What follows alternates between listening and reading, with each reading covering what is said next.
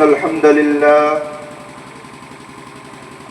لله نحمده ونستعينه ونستغفره ونؤمن به ونتوكل عليه ونعوذ بالله من شرور أنفسنا ومن سيئات أعمالنا من يهده الله فلا مضل له ومن يضلله فلا هادي له ونشهد أن لا إله إلا الله وحده لا شريك له ونشهد أن سيدنا وشفيعنا وسندنا ونبينا ورسولنا ومولانا محمدا عبده ورسوله أما بعد قال الله تبارك وتعالى في القرآن المجيد أعوذ بالله من الشيطان الرجيم بسم الله الرحمن الرحيم خلق لكم من أنفسكم أزواجا لتسكنوا إليها وقال النبي صلى الله عليه وسلم إن أعظم النكاح بركة أيسره مؤونة وقال عليه الصلاة والسلام في مقام آخر النکاح من سنتی وقال فمن رغب عن سنتی فلیس منی آمنت باللہ صدق اللہ العظیم وصدق رسولنا النبی الأمی الکریم ونحن على ذلك لمن الشاہدین والشاکرین۔ برادران اسلام اور عزیز ساتھیوں، اللہ رب العزت نے ہمیں اور آپ کو دنیا میں بھیجا ہے۔ دنیا کا نظام اللہ رب العزت نے اتنا صاف و شفاف بنایا ہے اور اتنا پاکیزہ بنایا ہے کہ کسی انسان کو اس نظام پر انگلی رکھنے کی کوئی گنجائش نہیں ہے۔ سورج اپنے وقت پر نکلتا ہے اور اپنے وقت پر ڈوب جاتا ہے، چاند اپنے وقت پر نکلتا ہے اور اپنے وقت پر ڈوب جاتا ہے، دن اپنے وقت پر آتا ہے اور اپنے وقت پر ختم ہو جاتا ہے، اور دن کی روشنی جب ختم ہوتی ہے رات کی تاریکی آتی ہے، اور رات کی تاریکی جب ختم ہوتی ہے تو دن کے اجالے آتے ہیں۔ اللہ رب العزت نے اس دنیا کا نظام بہت ہی خوبصورت اور بہت ہی بہتر بنایا ہے، اور اللہ رب العزت نے دنیا کی تمام چیزوں کو ایک دوسرے سے جوڑ دیا ہے۔ اگر ہم اور آپ اس پر غور کریں تو ہمیں معلوم ہوگا کہ اللہ رب العزت نے حضرت آدم علیہ نبینا علیہ السلام کو اس دنیا میں بھیجا تو ان کے ساتھ امی حوا رضی اللہ عنہا کو بھی اس دنیا میں بھیجا، اور اس کے بعد اللہ رب العزت نے اس دنیا کو بڑھایا، اس میں انسانوں کی افزودگی کا اللہ رب العزت نے معاملہ فرمایا۔ حضرت آدم اور حضرت حوا کے آپس کے نکاح کے ذریعے اللہ رب العزت نے اس دنیا کو آباد فرمایا ہے، اور اس دنیا کو اللہ رب العزت نے اس نکاح کے ذریعے پاکیزہ رکھا ہے۔ حضرت آدم علیہ السلام اس دنیا میں تشریف لاتے ہیں، امی حوا رضی اللہ عنہا کا مقدس اور مبارک جوڑا اللہ رب العزت انہیں عطا فرماتے ہیں، اور دنیا والوں کو یہ بتلاتے ہیں کہ دنیا کا نظام خوبصورت جوڑوں کے ذریعے ہی چل سکتا ہے، دنیا کا نظام مرد اور عورت کے ذریعے آگے بڑھے گا، اور دنیا کی نسلیں اور انسانی نسلیں مرد اور عورت کے ذریعے آگے بڑھیں گی اور ترقی کرتی رہیں گی۔ آج پوری دنیا میں جتنے انسان دکھائی دے رہے ہیں یہ سب کے سب حضرت آدم اور حضرت حوا علیہم السلام کی نسل سے اللہ رب العزت نے ان سب کے ذریعے اس دنیا کو آباد فرمایا ہے۔ یوں تو دنیا میں جتنے مذاہب ہیں تمام مذہبوں میں کسی نہ کسی شکل میں نکاح موجود ہے، نکاح کی خوبصورتی کا پوری انسانیت نے اقرار کیا ہے۔ دنیا کے جس کونے میں رہنے والے لوگ ہوں، کوئی اس نکاح کے بندھن کی خوبصورتی کا انکار نہیں کر سکتا۔ ہر کوئی اس بات کو مانتا ہے کہ اس نکاح کے ذریعے اللہ رب العزت نے اس دنیا کو آباد فرمایا ہے، اور اس نکاح کے ذریعے ہی انسان اپنے عقل کو برقرار رکھ سکتا ہے۔ اس نکاح کے ذریعے ہی انسان خوبصورتی اور اچھی زندگی گزار سکتا ہے، خوبصورتی بھری زندگی گزار سکتا ہے، اس کی زندگی کے لمحات اچھے اور بہتر ہو سکتے ہیں۔ ہر انسان اس بات کو مانتا ہے کہ نکاح کے ذریعے ہی جنسی تسکین ہو سکتی ہے اور انسان برائیوں سے بچ سکتا ہے، غلط راستوں سے اپنے آپ کو محفوظ رکھ سکتا ہے۔ ہر انسان اس بات کو مانتا ہے کہ نکاح کے ذریعے ہی نگاہوں کے صحیح استعمال کی انسان کو توفیق ملتی ہے۔ میرے عزیز ساتھیوں، ہم اور آپ بھی اس نکاح کے ذریعے ہی اس دنیا میں آئے ہیں۔ دنیا میں بسنے والے تمام انسان ایک خوبصورت جوڑے حضرت آدم اور حضرت حوا کے ذریعے اس دنیا میں آباد ہوئے ہیں، اور اس نکاح کے ذریعے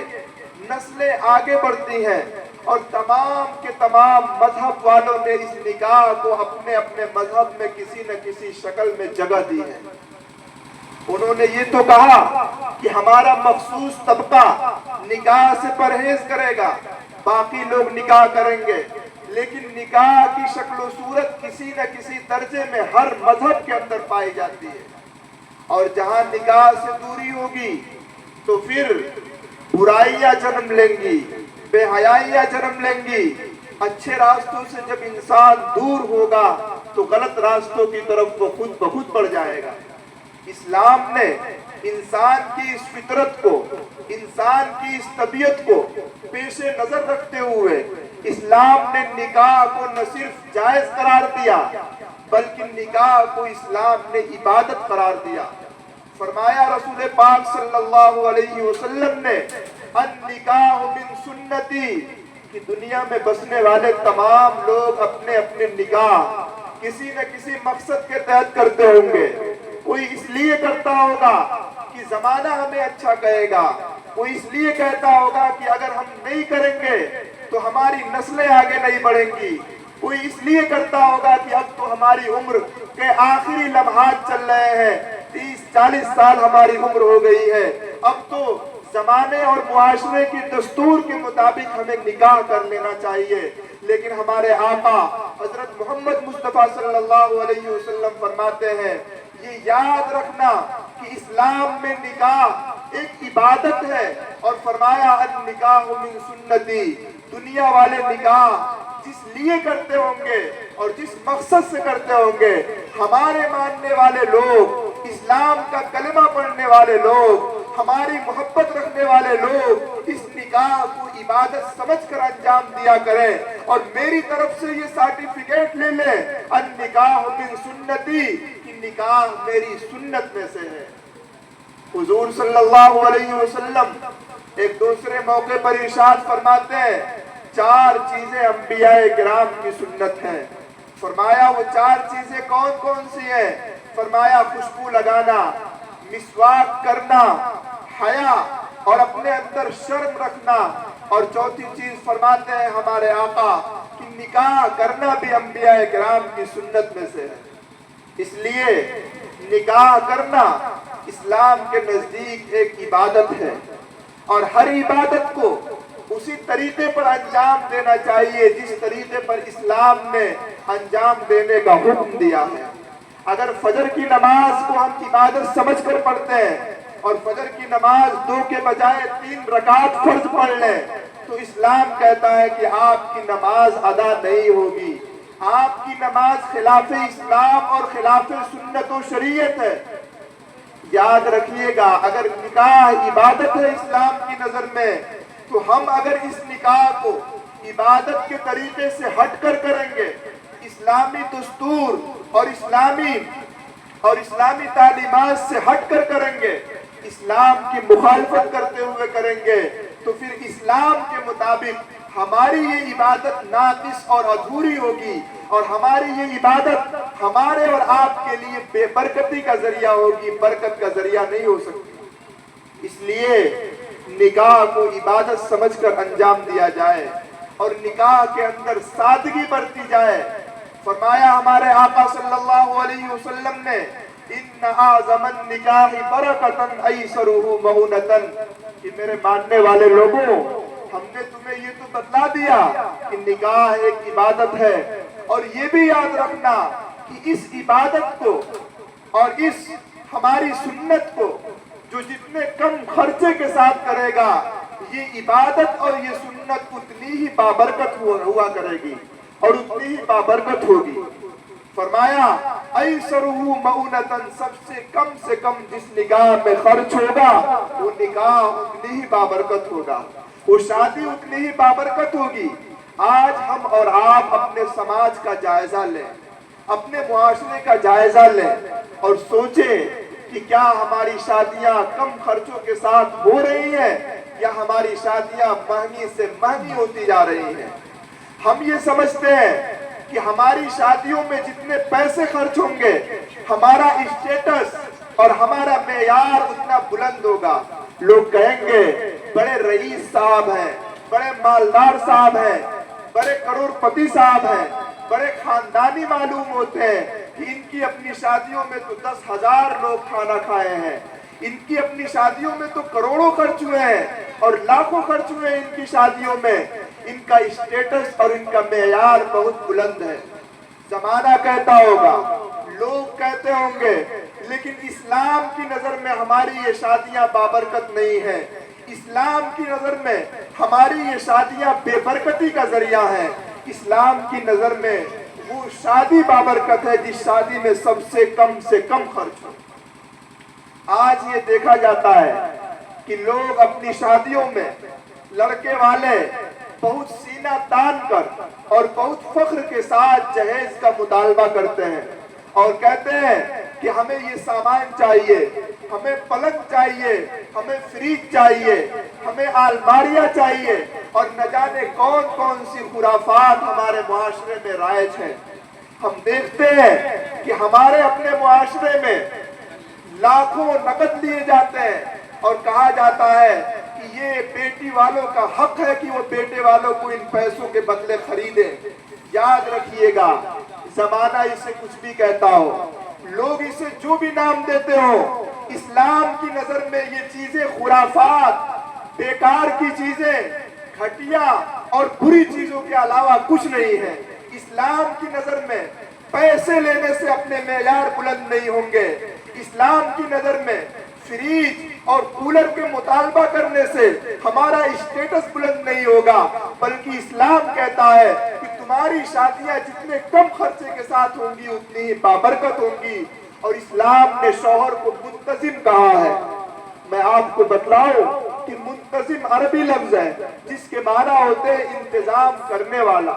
تو شوہر انتظام کرنے والا ہے کہ میری بیوی کس جگہ رہے گی، شوہر انتظام کرنے والا ہے کہ میری بیوی کہاں سوئے گی، شوہر انتظام کرنے والا ہے کہ میری بیوی پنکھے سے ہوا کھائے گی یا کولر سے ہوا کھائے گی یا اے سی میں رہے گی، یہ شوہر انتظام کرنے والا ہوتا ہے۔ یہ کون سی آفت اور بلا ہمارے معاشرے میں آ گئی ہے کہ آج شوہر کا باپ، لڑکے کا باپ بڑے فخر کے ساتھ لڑکی والوں سے یہ مطالبہ کرتا ہے کہ میرے بیٹے کے کمرے میں جو اے سی لگے گی وہ اے سی تمہاری اپنی کمائی سے لگے گی، میرے اپنے کمرے میں جو پنکھے لگیں گے وہ پنکھے تمہیں ہی دینے ہوں گے، میرا بیٹا اور تمہاری بیٹی جس پلنگ پر سوئیں گے وہ پلنگ بھی تمہیں ہی دینا ہوگا۔ ہم اس قابل نہیں کہ ہم پلنگ بنوا سکیں، ہماری یہ شان نہیں کہ ہم اے سی خرید سکیں اور ہم پنکھے اور کولر کا انتظام کر سکیں، ہم فریج اور واشنگ مشین کا انتظام کر سکیں۔ سوچئے ذرا، یہ شوہر کی غیرت کے خلاف ہے، ایک لڑکے والوں کی اور شریف انسان کی غیرت کے خلاف ہے جو آج ہمارے معاشرے میں رواج پکڑ رہا ہے۔ سوچئے، غور کیجئے کہ ایک دور تھا جس زمانے میں پیسے مانگنے کو برا سمجھا جاتا تھا، ایک زمانے میں پلنگ لینے کو برا سمجھا جاتا تھا، اسے غیر شرعی رواج قرار دیا جاتا تھا، اور شادیاں اتنی سادگی کے ساتھ ہوتی تھی کہ لوگوں کو پتہ بھی نہیں چلتا تھا کہ ان کی شادی ہوئی ہے۔ جب ولیمے میں طلب کیا جاتا تھا، جب ولیمے میں بلایا جاتا تھا، تب لوگ جانتے تھے کہ شاید آج فلاں صاحب کی شادی ہوئی ہے۔ لیکن آج کی صورتحال یہ ہو گئی ہے، ہم غیر مسلموں کے ساتھ رہنے کی وجہ سے، برادران وطن کے ساتھ رہنے کی وجہ سے، ان کے اندر شادیوں میں موجود خرافات اور شادیوں میں موجود برائیاں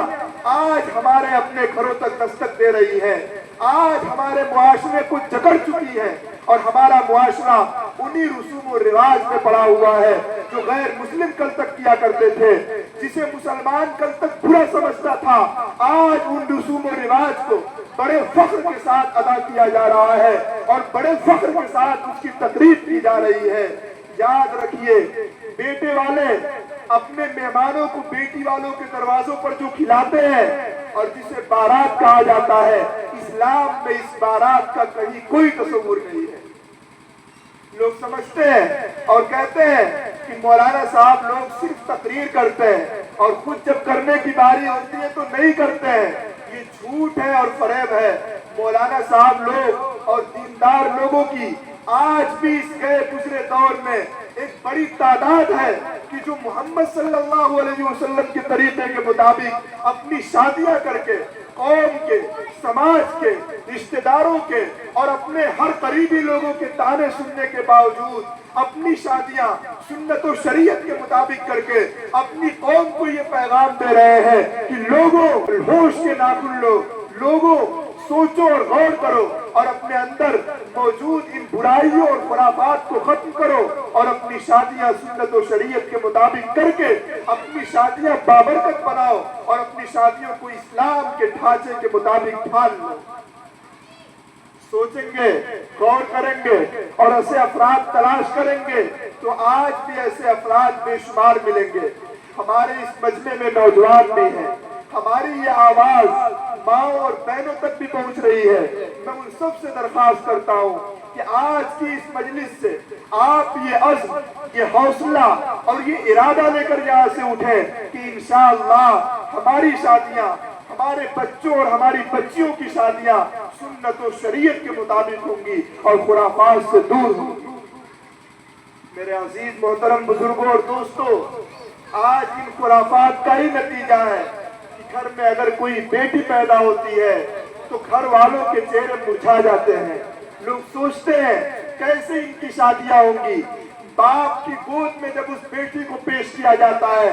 باپ کانپنے لگتا ہے، باپ تھرانے لگتا ہے، اور باپ ان بیٹیوں کو، جو بیٹی ابھی معصوم ہے، جس بیٹی کا کوئی قصور اور کوئی گناہ نہیں ہے، اس بیٹی کو اپنے گود میں لینے سے کانپ اٹھتا ہے۔ اسے تو چاہیے تھا کہ اپنی نومولود بیٹی کو اپنے سینے سے لگاتا اور اپنے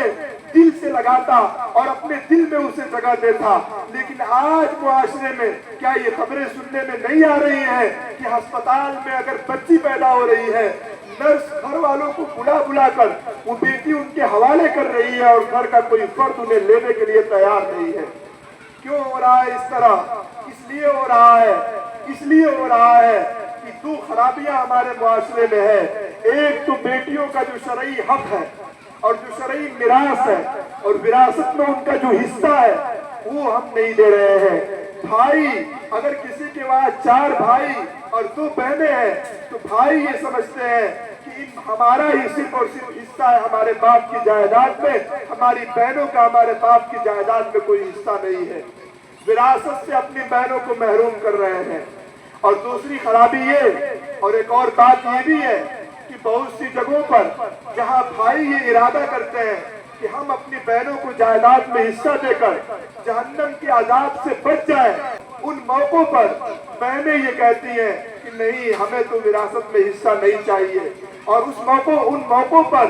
بہنیں اپنے ہاتھ کو پیچھے کھینچتی ہیں اور کہتی ہیں کہ ہمیں ہمارے باپ کی جائیداد سے حصہ نہیں چاہیے۔ تمہاری ان کرتوت کی وجہ سے دوسری بہنیں اور دوسری بیٹیاں وراثت سے محروم ہو رہی ہیں۔ یاد رکھیے، اگر کسی بہن کو واقعتاً اپنے بھائی کے بارے میں بہت زیادہ خیر خواہی ہے، تو بھائی کے ذمہ یہ لازم اور ضروری ہے کہ اپنی بہن کا جو حصہ ہے وہ اس کے نام رجسٹرڈ کرا دے، اس کے نام لکھوا دے۔ نام لکھوانے کے بعد اب اگر بہن وہ حصہ اپنے بھائی کو دینا چاہے تو دے سکتی ہے، اور نام لکھوانے سے پہلے صرف زبان سے یہ کہہ دے کہ میں تو اپنا حصہ، اپنے بھائی والا حصہ جو بھائی ہمیں دینا چاہ رہا ہے، میں اس حصے کو معاف کر رہی ہوں۔ یاد رکھیے، زمانہ اسے معافی سمجھتا ہوگا۔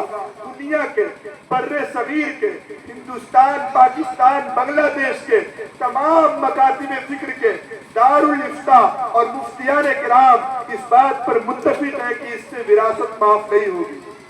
لہذا بہنوں کو چاہیے کہ اس موقع پر نخرے نہ دکھائیں، اس موقع پر دائیں بائیں نہ کریں۔ اپنی عزت کو اگر بچانا ہے اور اپنے وقار کو محفوظ کرنا ہے اور کھوئے ہوئے وقار کو واپس لانا ہے تو بھائیوں کی طرف سے دیے ہوئے حصے کو حاصل کریں، اور بھائیوں کے ذمہ لازم اور ضروری ہے کہ بہنوں کو ان کا شرعی حق دیں۔ دوسری کمی یہ ہو رہی کہ شادیوں میں بیٹے والے جہیز کا مطالبہ کر رہے ہیں۔ شادیوں میں بیٹے والے یہ مطالبہ کرتے ہیں کہ ہمارے اتنے باراتی آپ کے دروازے پر کھانا کھائیں گے۔ شادیوں میں بیٹے والے منہ کھول کر مانگتے ہیں، انہیں شرم بھی نہیں آتی۔ بیٹوں کا باپ اپنے بیٹوں کو اپنی زبان کھول کر بیٹی والوں کے ہاتھ فروخت کرتا ہے اور بیچتا ہے، اور آج ہم اور آپ بدقسمتی سے اسی معاشرے میں ہم اور آپ جی رہے ہیں اور اسی معاشرے میں زندگی گزار رہے ہیں۔ ضرورت اس بات کی ہے کہ بہنوں کو ان کا وقار اگر واپس دلانا ہے تو ان کا شرعی حق بھی انہیں واپس دیا جائے۔ اسلام نے ان کا جو حق دیا ہے کہ بھائی کو ایک حصہ ملے گا اور بہن کو بھائی کے آدھا ملے گا، وہ حصہ ہم ان کے حوالے کریں، باپ کی جائیداد میں بہنوں کا حصہ دیں، اور جہیز کو، بارات کو اور فریج، کولر اور پلنگ کے مطالبات کو اپنے سماج سے دور کریں اور ان چیزوں کو پاک و صاف کریں۔ ہاں، اگر خرچ ہی کرنے کا شوق ہے، اگر کھلانے کا ہی شوق ہے تو اسلام نے کہا ہے کہ اپنے دروازے پر بیٹا ولیمہ کرائے۔ دوسرے کے دروازے پر اپنے مہمانوں کو کھلانا یہ مہمانوں کی عزت نہیں، مہمانوں کی توہین ہے۔ اسلام کہتا ہے کہ بیٹا اپنے دروازے پر اپنے مہمانوں کو ولیمہ کھلائے، اور یہ اسلام کے نزدیک ہے اور اسلام نے اسے سنت قرار دیا ہے۔ لہذا ولیمہ کھلایا جائے، بیٹیوں کو بوجھ نہ بنایا جائے، اور معاشرے میں جہیز اور بارات کو رواج نہ دیا جائے، اپنی شادیوں کو آسان کیا جائے۔ اور اس موقع پر میں اپنی ماں اور بہنوں سے یہ درخواست کرتا ہوں کہ آج ہمارے علاقے میں یہ ہوتا ہے اور ہم اور آپ دیکھتے ہیں کہ شادیوں کے موقع پر ناچ اور گانے کا ماحول ہو جاتا ہے۔ گھر میں عورتیں گیت گاتی ہیں، گھر میں عورتیں ناچ اور گانے کا ماحول بنا دیتی ہیں۔ گھر کے ذمہ داروں کے اوپر لازم اور ضروری ہے کہ اپنی عورتوں پر کنٹرول کریں، انہیں روکیں، انہیں سمجھائیں اور ان کو یہ بات بتلائیں کہ شادی کے معنی خوشی کے آتے ہیں۔ میری گھر کی عورتوں اور میری آنکھوں کے تاروں اور میرے عزیز رشتہ دار عورتوں، یہ یاد رکھنا کہ اس شادی کے موقع پر تمہارے کسی عمل سے اگر میرا پروردگار ناراض ہو گیا، تمہارے کسی عمل سے میرے نبی صلی اللہ علیہ وسلم ناراض ہو گئے، تو ہماری یہ شادیاں بابرکت ہونے کے بجائے بے برکت ہو جائیں گی۔ انہیں روکا جائے، منع کیا جائے، شادیوں کو خرافات سے دور کیا جائے، شادیوں کے موقع پر گانے نہ گائے جائیں، گانے اور بجانے سے اپنی شادیوں کو پاک کیا جائے، اسلام کے مطابق اپنی شادیوں کو ڈھالا جائے۔ انشاءاللہ یہ شادیاں ہماری نیک اولاد کا ذریعہ ہوں گی۔ انشاءاللہ یہ شادیاں شوہر اور بیوی کے درمیان محبت، الفت اور مودت کا ذریعہ ہوں گی، اور جن شادیوں میں بیٹے والے بہت دبا کر اور بہت مانگ کر اور بہت سر اٹھا کر بیٹی والوں سے مطالبہ کرتے ہیں، یاد رکھیے ان شادیوں میں ان جوڑوں میں محبت نہیں رہ جاتی، ان جوڑوں میں الفت نہیں رہ جاتی، ان جوڑوں میں مودت نہیں رہ جاتی۔ لہذا اگر ہم یہ چاہتے ہیں کہ ہمارے بچے اور ہماری بچیوں میں محبت ہو، ہمارے نیک جوڑوں میں محبت ہو، تو ان شادیوں کو خرافات سے پاک کیا جائے، جہیز، بارات اور رسم و رواج سے اپنی شادیوں کو پاک کیا جائے۔ اور ایک اور بات یاد رکھیے، دنیا کبھی کسی کو پوری دنیا اچھا نہیں کہتی۔ ہم یہ سمجھیں کہ اپنی شادیوں کو اگر ہم سنت کے مطابق کریں گے تو کچھ لوگ اچھا کہیں گے اور کچھ لوگ برا کہیں گے۔ اگر آپ اپنی شادیوں کو میں خوب خرچ بھی کریں گے، اس وقت بھی سارے لوگ آپ کو اچھا کہنے والے نہیں ہوں گے، کچھ لوگ اچھا کہیں گے تو اس وقت بھی کچھ لوگ آپ کو برا کہہ رہے ہوں گے کہ آپ نے اپنی شادیوں میں اتنا خرچ کیوں کیا۔ لہذا زمانے کی پرواہ کیے بغیر، دوستوں اور قریبی لوگوں کی پرواہ کیے بغیر، جسے جو کرنا ہو کرے، جسے جو بولنا ہو اور جسے جو بکنا ہو بکے، ہم یہ عزم، یہ ارادہ اور یہ حوصلہ اپنے دل کے اندر رکھیں، انشاءاللہ ثم انشاءاللہ ہماری اپنی شادیاں سنت و شریعت کے مطابق ہوں گی۔ زمانے کی بہتی ہوائیں ہمیں اسلام سے نہیں موڑ سکیں گی۔ ہماری شادیاں سنت سے قریب ہوں گی، ہماری شادیاں خرافات سے پاک ہوں گی۔ اور جو نوجوان یہاں بیٹھے ہیں، میں ان سے درخواست کرتا ہوں کہ آپ اپنے گھر میں یہ بات کہیے کہ ہماری جب شادی ہوگی سنت اور شریعت کے مطابق ہوگی، سنت و شریعت کے خلاف شادیوں کو ہم گوارا اور منظور نہیں کریں گے۔ اللہ رب العزت ہمیں بھی ان باتوں پر عمل کرنے کی توفیق دیں، آپ سب کو ان باتوں پر عمل کرنے کی توفیق دیں۔ وما علینا الا البلاغ وآخر دعوانا الحمد للہ رب العالمین۔